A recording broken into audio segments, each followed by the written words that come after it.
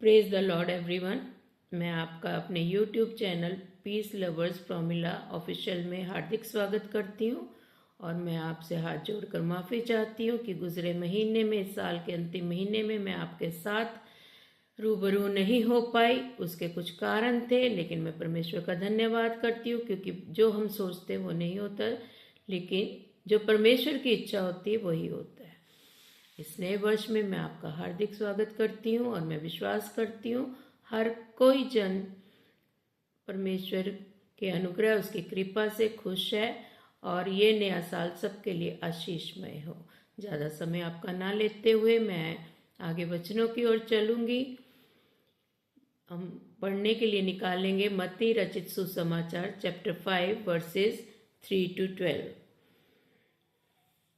उससे पहले मैं थोड़ा सा ब्रीफिंग करूंगी। जैसा कि चैप्टर 3 में है कि जॉन द बैप्टिस्ट ने जब प्रभु यीशु मसीह को बैप्टिज्म दिया तो आत्मा उसको जंगल में ले गया और जहां वह 40 दिन और 40 रात निराहार रहा, तब उसे भूख लगी और इब्लिस यानी कि शैतान ने उसकी परीक्षा ली। लेकिन हर बार जबकि शैतान ने उसकी परीक्षा ली, जो उससे कहा वचन को लेकर, क्योंकि शैतान को भी, इब्लिस को भी सारे वचन का बहुत ज्ञान है, उस वचन के द्वारा प्रभु यीशु मसीह को उसने तोड़ना चाहा, लेकिन हर बार प्रभु यीशु मसीह ने परमेश्वर के वचन के द्वारा ही उसको कंडेम किया। और फिर परीक्षा लेने के बाद इब्लिस शैतान वहां से चला गया और प्रभु यीशु मसीह बहुत सारे, उसने गलील में फिरता रहा, आराधनालयों में उपदेश करता रहा और राज्य का सुसमाचार प्रचार करता रहा, क्योंकि परमेश्वर का जो वचन था, जो यशायाह की पुस्तक में भी किया है, ये पहले से डिक्लेयर था कि प्रभु यीशु मसीह आएगा और उसके द्वारा परमेश्वर के वचन का सुसमाचार दुनिया में दिया जाएगा और वो बड़े बड़े काम करेगा। और उसने बहुत सारे काम करे, बहुत सारे बीमारियों को और दुखों में जकड़े हुए लोगों को और जिनमें दुष्ट आत्माएं थी सबको चंगाइयाँ दी और फिर बहुत सारी भीड़ उसके पीछे हो ले। और जब हम अब चैप्टर 5 जो है मैथ्यू का हम पढ़ रहे हैं, उसमें धन्य वचन कुछ हैं और जो कि हम आत्मा के फलों में भी जो हमें पढ़ने को मिलते हैं। 3rd वर्स से मैं स्टार्ट करूंगी। धन्य है वे जो मन के दीन हैं, क्योंकि स्वर्ग का राज्य उन्हीं का है। धन्य है वे जो शोक करते हैं, क्योंकि वे शांति पाएंगे। धन्य है वे जो नम्र हैं, क्योंकि वे पृथ्वी के अधिकारी होंगे। धन्य है वे जो धार्मिकता के भूखे और प्यासे हैं, क्योंकि वे तृप्त किए जाएंगे। धन्य है वे जो दयावंत हैं, क्योंकि उन पर दया की जाएगी। धन्य है वे जो मन के शुद्ध हैं, क्योंकि वे परमेश्वर को देखेंगे। धन्य है वे जो मेल कराने वाले हैं, क्योंकि वे परमेश्वर के पुत्र कहलाएंगे। धन्य है वे जो धार्मिकता के कारण सताए जाते हैं, क्योंकि स्वर्ग का राज्य उन्हीं का है। धन्य हो तुम जब मनुष्य मेरे कारण तुम्हारी निंदा करे और तुम सताए और झूठ बोल बोल कर तुम्हारे विरुद्ध सब प्रकार की बुरी बातें कहे, तब आनंदित और मगन होना, क्योंकि तुम्हारे लिए स्वर्ग में बड़ा फल है, इसलिए कि उन्होंने उन भविष्यद्वक्ताओं को जो तुमसे पहले थे इसी रीति से सताया था। ये परमेश्वर का वचन है, इसके पढ़े सुने जाने पर आशीष हो। मैं परमेश्वर का धन्यवाद करती हूँ इन धन्य वचनों के लिए, जिसके द्वारा हमें ये सीखने को मिलता है कि हमारा जो चाल चलन है, हमारा जो व्यवहार है, प्रभु यीशु मसीह के जैसा ही हो। वो कहता है धन्य है जो दीन है, तो हमें हम्बल बनना है, दीन बनना है, जैसे कि प्रभु यीशु मसीह हम्बल थे, दीन थे। धन्य है वे जो शोक करते हैं, क्योंकि वे शांति पाएंगे। अब शोक, हम कैसा शोक करते हैं? हमें अपने आप को देखना है, अपने आप को जांचना है, हम किस राह पर चल रहे हैं। हमें पवित्र आत्मा गाइड करेगा कि हम अपनी गलतियों का हमें एहसास हो, हम कन्फेस करें, रिपेंट करें, अपने जीवन के लिए शोक करें कि हम किस राह पर चल रहे हैं, तभी हम शांति पाएंगे। धन्य है वे जो दयावंत है, क्योंकि उन पर दया की जाएगी, और जो दया करता है उन पर भी दया की जाती है। तो इसलिए हमें दया का स्वभाव रखना है। जैसे प्रभु यीशु मसीह का स्वभाव था, वैसा स्वभाव, वैसा चाल चलन, वैसा चरित्र हमारा होना चाहिए। वो हमारा एक रोल मॉडल है। वो पृथ्वी में आया, ज्योति लेकर आया, ताकि वो जो अंधकार में है वो ज्योति में आए। तो वही अधिकार प्रभु यीशु मसीह ने हमें भी दिया है, ताकि हम इस संसार में रहते हुए उस ज्योति को प्रकट करें। और वचन कहता है, धन्य हैं वे जो मेल मिलाप कराने वाले हैं, मेल कराने वाले हैं, क्योंकि वे परमेश्वर के पुत्र कहलाएंगे। तो हमें कि किसी भी के प्रति कोई भी वैर भाव, कोई भी गलत बात नहीं रखनी है। हमें एक दूसरे के साथ मेल मिलाप से चलना है, क्योंकि वचन कहता है परमेश्वर प्रेम है, और सबसे बड़ा क्या है? प्रेम है। उस प्रेम को हमें एक दूसरे के साथ बांटना है।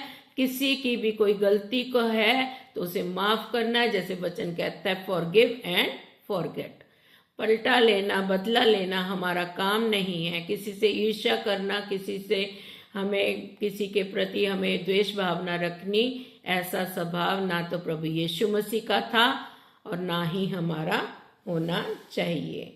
धन्य है वे जो धार्मिकता के कारण सताए जाते हैं, क्योंकि स्वर्ग का राज्य उन्हीं का है। और जब हम परमेश्वर की राह पर चले हैं तो हमें पीड़ाएं होंगी, ट्रिबुलेशन होगा, हम पर एलिगेशंस लगाए जाएंगे कि धर्म परिवर्तन करते हैं। ये बहुत सारी बातें जो कि आज हम संसार में देख रहे हैं। जैसे पुराने नियम में भी बहुत से लोगों को सताया गया था, लेकिन हम अपने आप को धन्य समझे कि अगर हम प्रभु यीशु मसीह के नाम से सताए गए हैं तो हमें धीरज नहीं हारना, हमें विश्वास में अटूट रहना है, क्योंकि हम उसके राज्य के वारिस होंगे। धन्य हो तुम जब मनुष्य तुम्हारी मेरे कारण निंदा करे और सताए, झूठ बोले। और यही है कि धार्मिकता के कारण हम सताए जाएंगे, उसका नाम लेने के कारण हम सताए जाएंगे, लेकिन हमें निराश नहीं होना, हताश नहीं होना। उसका वायदा है, तुम्हें संसार में परेशानी तो आएगी, दुख संकट आएगा, तुम मेरे नाम से सताए जाओगे, लेकिन मैं तुम्हें हाथ पकड़कर बाहर निकालूंगा। तो और हमें हर परिस्थिति में, चाहे हमारी पहाड़ जैसी परिस्थितियां क्यों ना हो, नेगेटिविटी हमारे जीवन में क्यों ना आए, दुष्ट कितनी चाले क्यों ना चले, लेकिन हर बात में हमें परमेश्वर का धन्यवाद करना है, आनंदित होना है कि हम उसके नाम से सताए जा रहे हैं और उसका बड़ा प्रतिफल हमें वो देगा। हमारी सहन शक्ति से बढ़कर हमें वो कोई दुख नहीं देता और ना ही देना चाहता है, क्योंकि वो चाहता है कोई रूह नाश ना हो। इसके लिए हम वचनों को थोड़ा सा आगे पढ़ेंगे, जैसा कि सेकंड कुरिन्थियंस चैप्टर 9 में लिखा हुआ है।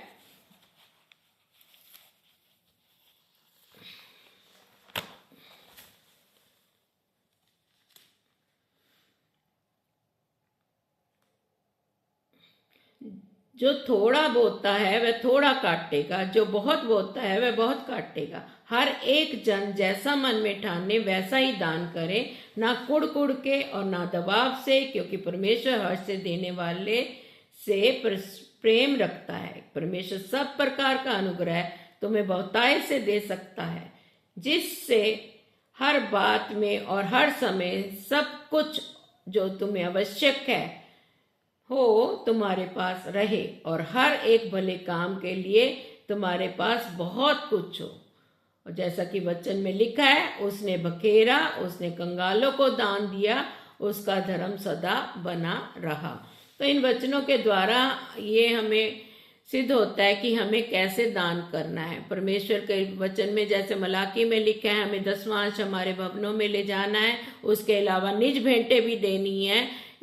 लेकिन उसके अलावा भी परमेश्वर ने हमें ये बोझ दिया है कि हम कंगालों की शुद्धि लें, हम अनाथों की शुद्धि लें, हम बेवा स्त्रियों की या जो विडोज हैं उनकी भी शुद्धि लें। और लेकिन हमें हर्ष से देना है, हर्ष से करना है। हमें ये नहीं सोचना कि हम इतना निकाल देंगे तो हमारा डेली नीड्स या हमारी ज़रूरतें कैसी पूरी होंगी। वो तो हमारे मांगने से पहले ही जानता है हमें क्या क्या चाहिए, तो वो हर हमारी ज़रूरत को पूर्ण करेगा। इसलिए हम कभी भी जैसे इजरायली कुड़कुड़ाए थे, इजरायलियों की तरह हमें कुड़कुड़ाना नहीं है। हमें हर्ष से हर एक परिस्थिति में उस पर भरोसा रखना है, क्योंकि वो किसी का भी कर्जदार नहीं है। अगर जो कुछ हम छोटे से छोटे के साथ भी करते हैं वो हम परमेश्वर के साथ करते हैं, और वो किसी का कर्जदार नहीं है। और हमारी जितना हम करते हैं उससे कहीं बढ़कर हमें देने में वो समर्थी है। जैसे नीति वचन 11 की वर्ष 25 भी हमें बताती है, उदार प्राणी हृष्ट पुष्ट हो जाता है, और जो दूसरों की खेती सींचता है उसकी भी सींची जाएगी। ये वचन परमेश्वर के वचन है, इसमें कोई फेरबदल नहीं है। जो पुराने समय में पुराने नियम में जो लोगों के लिए थे वो वचन आज भी हमारे लिए ये सिद्ध होते हैं, क्योंकि परमेश्वर कल आज और युगानुयुग एक सा ही है। उसकी बातें, उसके वायदे हाँ और हामीन के साथ पूरे होते हैं, उसमें कोई फेरबदल नहीं हो सकती। मैं प्रभु का धन्यवाद करती हूँ इस वचन के लिए। और आगे जैसे हम पढ़ते हैं यिर्मयाह में भी, यिर्मयाह चैप्टर 17 वर्स 7-8 हमें बताती है, धन्य है वह पुरुष जो यहोवा पर भरोसा रखता है, जिसने परमेश्वर को अपना आधार माना हो। वह उस वृक्ष के समान होगा जो नदी के किनारे लगा हो और उसकी जड़ जल के पास फैली हो। जब धूप होगी तब उसको ना लगेगी और उसके पत्ते हरे रहेंगे, और सूखे वर्ष में भी उनके विषय में कुछ चिंता ना होगी, क्योंकि वह तब भी फलता रहेगा। यही वचन हमें साम चैप्टर 1 वर्सेस 1-3 में भी हमें बताती है, धन्य है, क्या ही धन्य है वह पुरुष जो दुष्टों की युक्ति पर नहीं चलता और ना पापियों के मार्ग में खड़ा होता है और ना ठट्ठा करने वालों की मंडली में बैठता है, परंतु वह तो यहोवा की व्यवस्था से प्रसन्न रहता है और उसकी व्यवस्था पर रात दिन ध्यान करता रहता है। वह उस वृक्ष के समान है जो बहती नालियों के किनारे लगाया गया है और अपनी ऋतु में फलता है, और उसके पत्ते कभी मुरझाते नहीं। इसलिए जो कुछ वह पुरुष करे वह सफल होता है। तो ये वचन हमें यही बताते हैं कि हमें परमेश्वर के मुताबिक अपने जीवन को बसर करना है, उसकी आज्ञाओं विधियों को मानना है, उसके भय को मानना है और उसके मुताबिक अपने जीवन को बसर करना है। और वो किसी का कर्जदार नहीं है।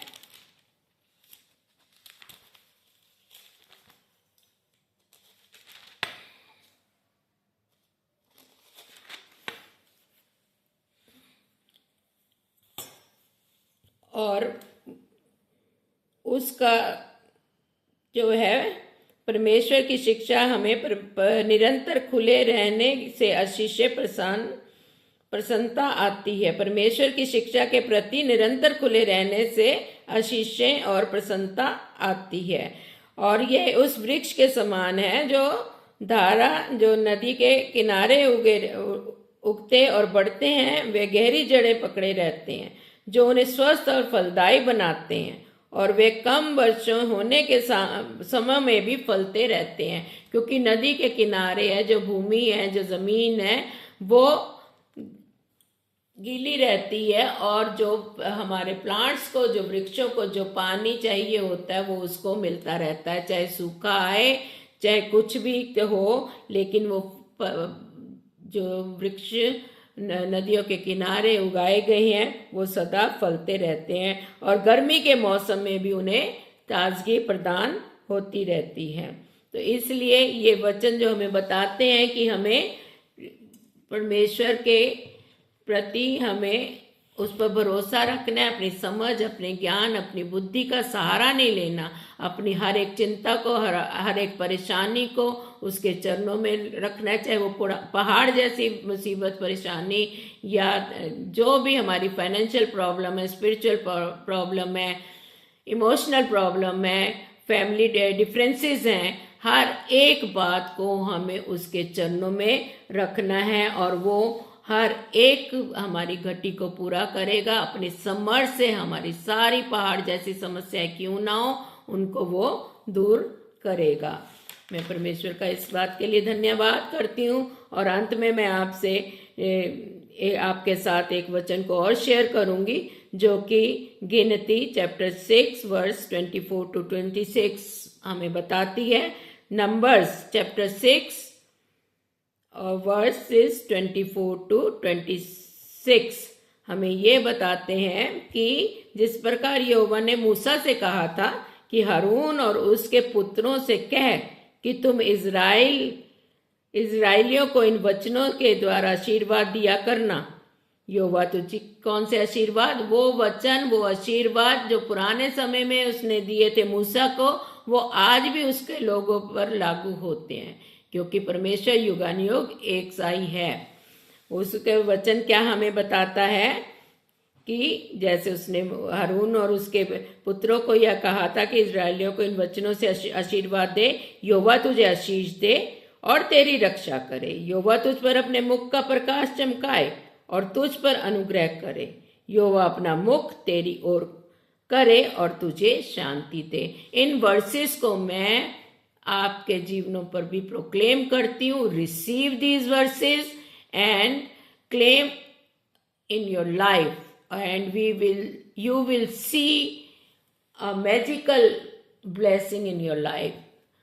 आप इन वर्सेस को रिसीव कीजिए, अपने जीवनों में क्लेम कीजिए और इसका रिजल्ट आप अपनी आंखों से देखेंगे और आपके जीवनों से एक बड़ी गवाही इस 2025 में प्रभु यीशु मसीह गवाही आपके द्वारा देने जा रहा है कि हमारा परमेश्वर भला है और उसके वायदे हाँ आमीन के साथ पूरे होते हैं। वो कभी अपने वायदों से टलता नहीं है। लास्ट में मैं आपके साथ शेयर करूंगी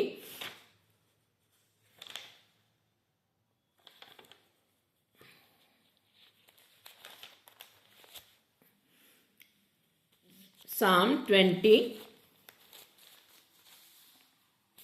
भजन संहिता 20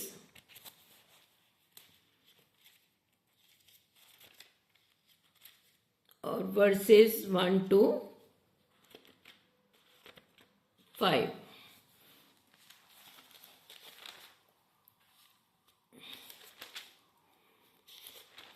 और इन वर्सेस को हम अपने लिए क्लेम करेंगे। विजय के लिए प्रार्थना है क्योंकि we are more than conquerors. परमेश्वर ने कहा है तुम जयवंत से भी बढ़कर हो। चैप्टर 20 की वर्सेस स्टार्टिंग फ्रॉम 1 to 5। संकट के दिन यहोवा वचन में लिखा तेरी सुन ले। आप ये अपने जीवनों के लिए क्लेम कीजिए। संकट के दिन यहोवा मेरी सुन ले। याकूब के परमेश्वर का नाम मुझे ऊंचे स्थान पर नियुक्त करे। वह पवित्र स्थान से मेरी सहायता करे और सिय्योन से मुझे संभाल ले। वह मेरे सब अन्न बलियों को स्मरण करे और मेरे होम बलि को ग्रहण करे। वह मेरे मन की इच्छा पूरी करे और मेरी सारी युक्ति को सफल करे। तब हम तेरे उद्धार के कारण ऊंचे स्वर से हर्षित होकर गाएंगे और अपने परमेश्वर के नाम के झंडे खड़े करेंगे। यहोवा हमें मुंह मांगा वरदान दे। हमें वचन बताता है कि हमें अपने मुंह को खोलकर उससे मांगना है। वो हाथ फैलाए खड़ा है, वो हमें आशीषें देने को तैयार है। इवन उसने दे दी है। हमें अपने मुंह को खोलकर मांगना है और उनको रिसीव करना है और उनको प्रोक्लेम करना है, अपने ऊपर अक्लेम करना है, ताकि वो आशीषें हमारे जीवनों में 100 गुना फल लाने वाली हो सके। लास्ट में मैं बस आपको इन वर्सेस के द्वारा इनकरेज करूंगी कि इन वर्सेस को आप रिसीव कीजिए, अपने जीवनों में क्लेम कीजिए, अपने प्रियजनों के, अपने आस पड़ोस के लोगों के लिए, संबंधियों के लिए, अन्य लोगों के लिए उनको प्रोक्लेम कीजिए और आप इसका बहुत बड़ा एक मैजिकल रिजल्ट देखने पाएंगे। आपको बहुत सारी आशीषें प्रभु यीशु मसीह के नाम से मिलने जा रही हैं। और बस अंत में ये याद रखिए, when you water you too will be watered. इस बात को ध्यान रखिए। आप दूसरे की खेती सींचते हैं तो उसकी भी सींची जाएगी। परमेश्वर पर भरोसा रखिए और सामने वाले से किसी भी प्रकार की आशा मत रखिए। इसका प्रतिफल आपको परमेश्वर देगा। और आप पिसे हुए लोगों की, अनाथों की और विधवाओं की सुधि लीजिए और परमेश्वर उसका आपको बहुत बड़ा प्रतिफल देगा। Be blessed and be a blessing for thousands of people. May God bless you. Take care. Bye.